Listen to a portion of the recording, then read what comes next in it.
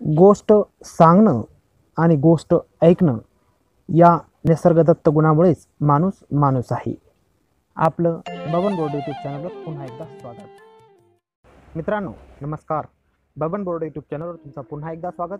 सुरू करत आहोत श्यामची आई, रात्र 34वी, वित्तहीनांची हेटाळणी.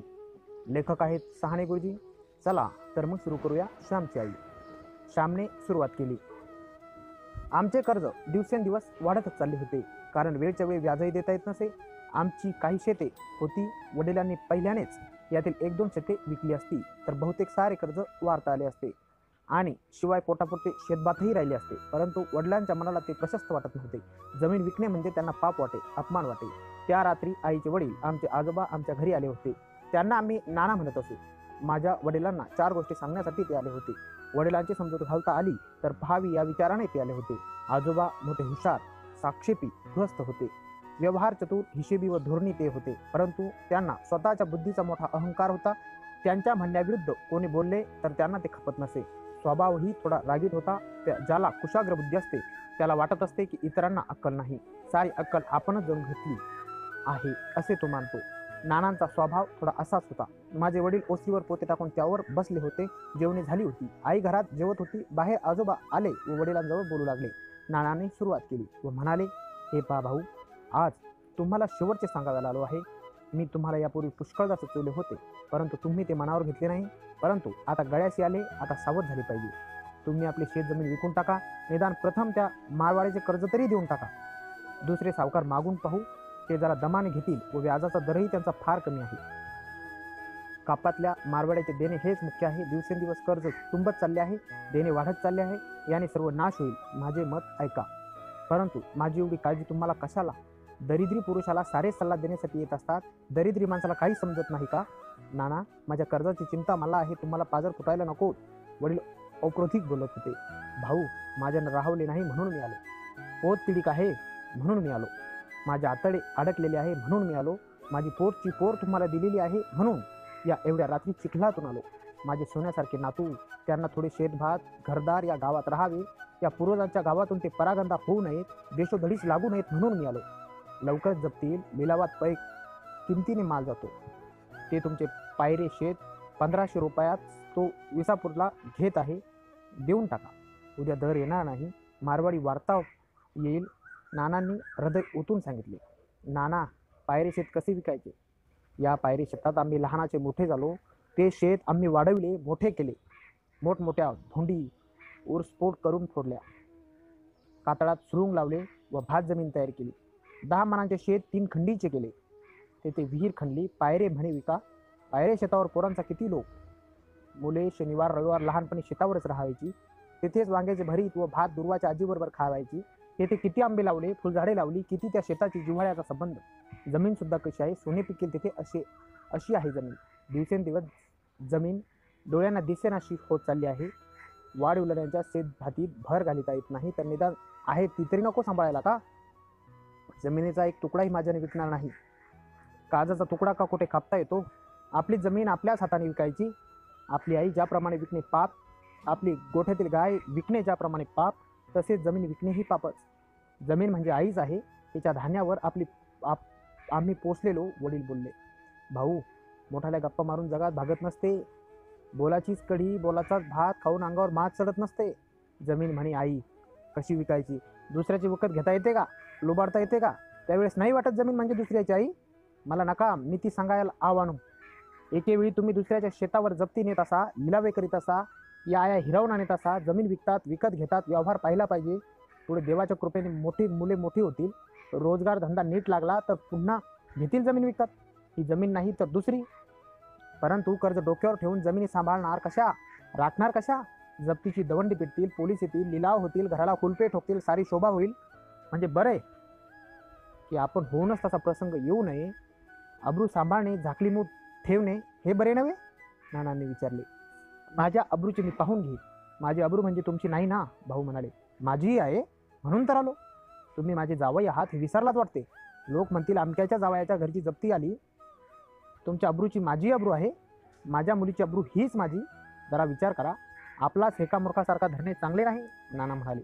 मूर्ख म्हणा तर काही म्हणा, तुम्हाला व जगाला आज मला वाटेल ते बोलून घ्या संधी आहे व अधिकारही आहे. मूर्ख म्हणा, अडाणी म्हणा, भाऊ म्हणाले. म्हणेनच, म्हटल्याशिवाय राहीन की काय.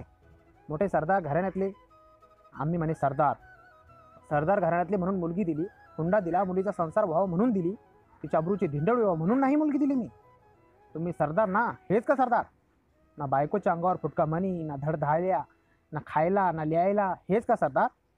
दारात सावकाराचे धरणेकरी आहेत, बायकोला वाटेल ते बोलत आहेत, हेच का ते सरदार? नाही नीट घरदार, ना काही, हीच का सरदार की? आम्ही म्हणे सरदार. केवढी ऐट होती, 23 वर्षे संसार केला, धन लावलीत, पैची अक्कल नाही मिळवलीत, साऱ्याने तुम्हाला फसवले व हाकलून दिले. डोळे उघडा थोडे सरदार.